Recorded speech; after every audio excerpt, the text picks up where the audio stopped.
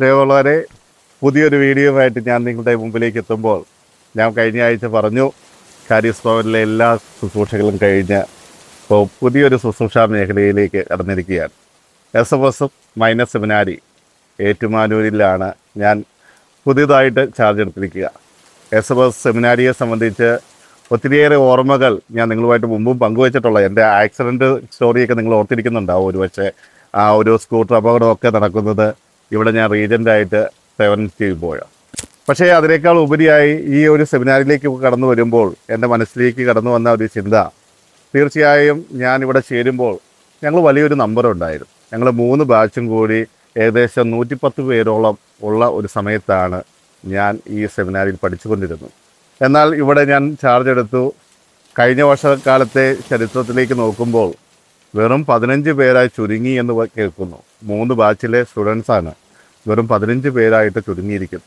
അത് കേട്ടപ്പോൾ തന്നെ എങ്ങനെയാണ് ഈ വർഷം കുട്ടികളുണ്ടാകുമോ ഇല്ലയോ എന്നുള്ള ഒരു ആശങ്ക എന്നെ ഒത്തിരിയേറെ അലട്ടിയിരുന്നു. പക്ഷേ ഇപ്പോഴത്തെ വൊക്കേഷൻ പ്രൊമോട്ടറായ ബിബിനച്ചൻ വളരെ അധ്വാനിച്ചതിൻ്റെ ഫലമായിട്ട് നമുക്ക് കേരളത്തിൽ നിന്ന് തന്നെ 14 സ്റ്റുഡൻസും അതുപോലെ തന്നെ ഔട്ട്സൈഡ് കേരളയിൽ നിന്ന് ഒരാളും കൂടി 15 പേര് നമുക്ക് പുതുതായിട്ട് വന്നിട്ടുണ്ട്. ഇന്ന് വൊക്കേഷൻ കുറഞ്ഞുകൊണ്ടിരിക്കുന്ന ആ ഒരു സമയത്ത് ഇതുപോലെ 15 കുട്ടികളെ കിട്ടുക എന്ന് പറയുന്നത് തന്നെ വലിയ എടുത്തു പറയേണ്ട ഒരു നേട്ടമാണ്.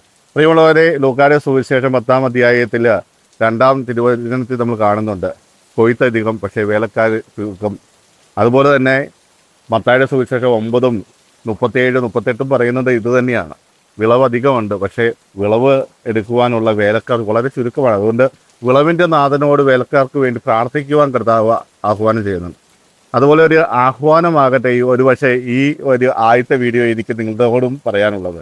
കാരണം ഇന്ന് ദൈവവിളികൾ കുറഞ്ഞുകൊണ്ടിരിക്കുന്ന ഒരു സമയത്ത് കൂടുതൽ ദൈവവിളികൾ ഉണ്ടാകുവാൻ നമ്മളെല്ലാവരും എന്താണ് ചെയ്യേണ്ടത്? പ്രിയമുള്ളവരെ, ഇന്നത്തെ കാലത്ത് വൈദികർ ആവശ്യമാണ്. ഒത്തിരിയേറെ മേഖലയിൽ വൈദികരില്ലാതെ നമുക്ക് പറ്റില്ല.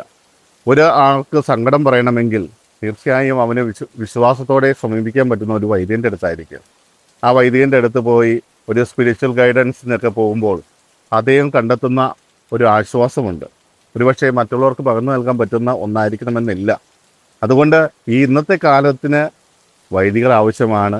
ആ വൈദികരെ വളർത്തിയെടുക്കുന്ന ഒരിടത്തിലേക്കാണ് ഞാൻ വന്നിരിക്കുക. ഇവിടെ ചേരുന്നത് എല്ലാവരും തന്നെ വൈദികരായിട്ട് മാറണമെന്നില്ല. കാരണം എൻ്റെ ബാച്ചിൽ 40-ലേറെ സ്റ്റുഡൻസ് ഉണ്ടായിരുന്നു ഞങ്ങൾ ചേരുമ്പോൾ. പക്ഷേ വൈദികരായി വെറും 5 പേര് മാത്രമാണ്. അപ്പോൾ എത്രമാത്രം സ്റ്റുഡൻസ് ഇവിടെ ചേരുന്നു അത്രയധികം വൈദികർ നമുക്കുണ്ടാകുമെന്ന് പ്രതീക്ഷിക്കാൻ സാധിക്കും.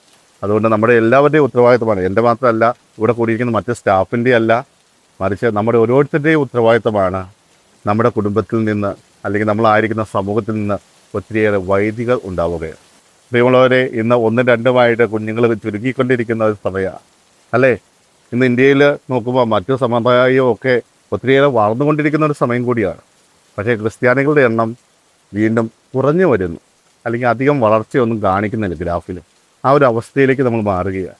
അതിനാൽ ചിന്തിക്കുക, ദൈവം നൽകിയ ദാനമായ കുഞ്ഞുങ്ങളെ വാഴ്ത്തി പരിപോഷിപ്പിക്കുവാൻ നമ്മൾ പരിശ്രമിക്കുക. അങ്ങനെ വളർന്നു വരുന്ന കുഞ്ഞുങ്ങൾക്ക് ചെറുപ്പത്തിലെ തന്നെ വിശ്വാസം പകർന്നു കൊടുക്കുക.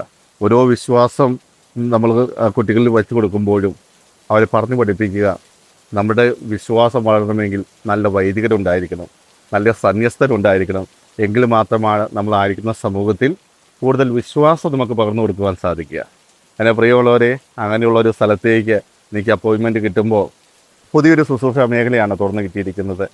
ഇവിടെയുള്ള കുട്ടികളെ നല്ല രീതിയിൽ പരിശീലിപ്പിക്കുവാൻ, വിശ്വാസത്തിൽ ആഴപ്പെട്ട ഒരു ജീവിതം നയിക്കുവാൻ, അവർക്ക് മാതൃക കാണിച്ചു കൊടുക്കുവാൻ, അതോടൊപ്പം തന്നെ അവരെ കൈപിടിച്ചുയർത്തുവാൻ ഒരവസരം ദൈവമായിട്ട് ഒരുക്കി തന്നതാണ്.